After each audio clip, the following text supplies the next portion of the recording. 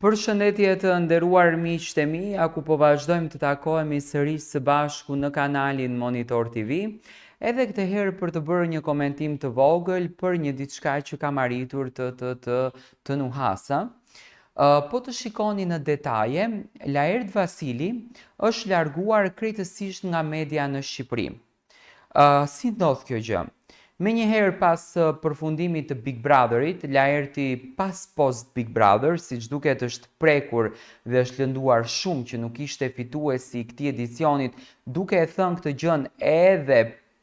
publikisht që nuk e meritonte që Big Brotherin ta fitoj një analfabet që në këtë rast ishte Gjesti, Laert Vasili ka publikuar fotografi, video së bashku me nënën e tij nga Kosova. E para njëherë së bashku me priftin Atni Kolxhufka, i cili hyri edhe pjesë në shtëpinë e Big Brotherit në lojën e mos reagimeve nga vllau i madh, në atë kohë që u tha që i dha Laertit informacion. Laerti së bashku me priftin Atni Kolxhufka kanë ikur drejt Kosovës për të vizituar Kosovën, për të vizituar kishën e Kosovës dhe njëkohësisht për të qenë prezent në një emision. Por çuditërisht Laerti doli edhe në prive, një emision që është i lidhur me Klan Kosovën. Tani Klan Kosova ka patur një rrugtim shumë bullizues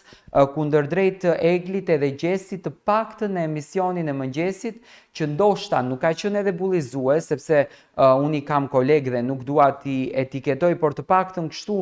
është transmetuar nëpër media sikur bullizim, sepse në qoftë se do qeshesh me një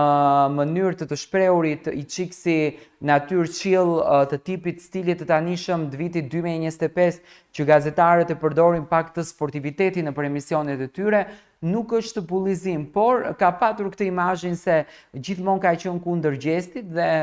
ndoshta me të drejtë ka qenë, për faktin sepse Gjesti iku në Big Brother Shqipërinë dhe ndoshta mund t'i ketë mbetur hatri Klan Kosovës. Por gjithsesi Laerti vepron shumë në Kosovë, do të thënë vepron shumë në Klan Kosova. Mos vallë kjo është një lloj fytyre që Laerti po i bën Gjestit apo dëshiron që t'i bën konkurrencën, sepse ja tha edhe në post Big Brother që më kanë thënë nga Prishtina që ty nuk të duan dhe nuk të mbështesin dhe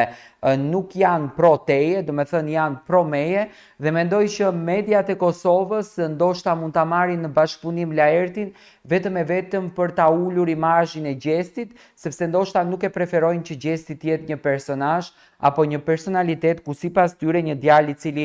nuk ka shkollë apo nuk ka kryer shkollë dhe nuk e ka zgjuarsinë më të madhe se Laerti.